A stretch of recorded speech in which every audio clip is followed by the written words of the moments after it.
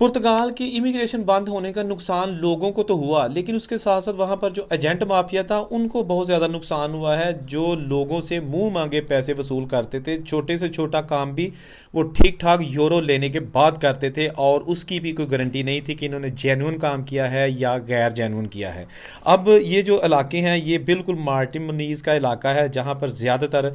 देसी कम्युनिटी के कारोबार हैं, और देसी कम्युनिटी रहती भी यहाँ है। छोटे छोटे घर हैं जिनमें कमरे बना के वहाँ पर जो है ना वो एक एक कमरे में 10-10, 12-12, 14-14 लोगों को 10-10, 12-12 यूरो लेकर एक रात के लिए ठहराया जाता था। अब ये सारे इलाके जो है ना वो मौजूद तो हैं, लेकिन वहाँ पर उस तरह की रौनकें नहीं हैं जो इससे पहले हुआ करती थी, क्योंकि अब जिन लोगों को पता चल गया कि पुर्तगाल ने अब हर आम बंदे के लिए इमिग्रेशन का प्रोसेस आर्जी तौर पर बंद किया है। अब पता नहीं ये आर्जी तौर पर बंद किया है या परमानेंट, लेकिन कहा जा रहा है कि ये जो घर हैं अब यहाँ से भी लोग जाना शुरू हो गए हैं, और